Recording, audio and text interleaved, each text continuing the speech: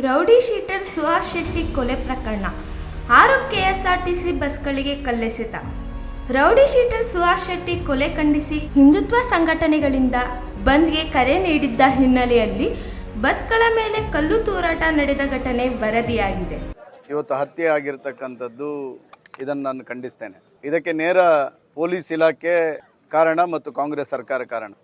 ಸುಹಾಸ್ ಮತ್ತು ಅವರ ಸಂಗಡಿಗರು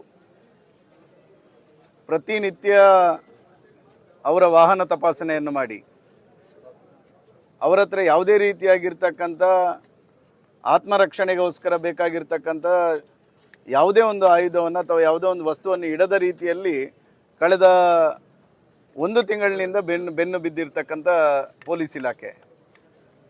ಪ್ರಾಯಶಃ ಇದರ ಹಿಂದೆ ಯಾವ ಯೋಚನೆ ಪೊಲೀಸ್ ಇಲಾಖೆದಿದೆ ಅಂತ ನಾನು ಈ ಸಂದರ್ಭದಲ್ಲಿ ಪ್ರಶ್ನೆ ಮಾಡ್ತೇನೆ. ಇವತ್ತು 6 ಜನ ಇದ್ದಂಥ ಸಂದರ್ಭದಲ್ಲೂ ಏಕಾಏಕಿ ಒಂದು ಸಿನಿಮಾ ಮಾದರಿಯ ರೀತಿಯಲ್ಲಿ ಒಂದು ಅಟ್ಟಹಾಸವನ್ನು ಮೆರೆದಿರ್ತಕ್ಕಂಥ ಘಟನೆಯನ್ನು ಇವತ್ತು ನಾವು ಕಂಡಿದ್ದೇವೆ. ಇದನ್ನು ಖಂಡಿತವಾಗಿ ನಾವು ಖಂಡಿಸ್ತೇವೆ. ಏನು ಒಬ್ಬ ಕಾರ್ಯಕರ್ತನನ್ನು ಇವತ್ತು ವಿನಾಕಾರಣ ಹತ್ಯೆ ಮಾಡಿರ್ತಕ್ಕಂಥದ್ದನ್ನು ಖಂಡಿತ ಹಿಂದೂ ಸಮಾಜ ಇದನ್ನು ಸಹಿಸಿಕೊಂಡು ಕೂತ್ಕೊಳ್ಳೋದಿಲ್ಲ. ಇದನ್ನು ಮುಂದಿನ ದಿನಗಳಲ್ಲಿ ಹಿಂದೂ ಸಮಾಜ ಇದಕ್ಕೆ ಉತ್ತರ ಕೊಡ್ತಕ್ಕಂಥ ಕೆಲಸವನ್ನು ಮಾಡ್ತೇವೆ.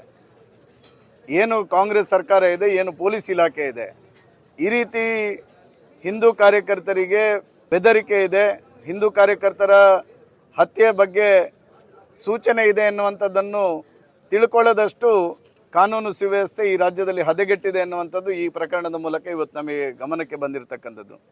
ಹಿಂದೂ ಕಾರ್ಯಕರ್ತರ ರಕ್ಷಣೆಗೋಸ್ಕರ ನಾವು ಖಂಡಿತವಾಗಿಯೂ ಬದ್ಧ ಇದ್ದೇವೆ. ಹಿಂದೂ ಕಾರ್ಯಕರ್ತರ ಈ ರೀತಿಯ ಒಂದು ಹತ್ಯೆಯನ್ನು ಆಗಲಿಕ್ಕೆ ನೇರವಾಗಿ ಪೊಲೀಸ್ ಇಲಾಖೆ ಜವಾಬ್ದಾರಿಯನ್ನು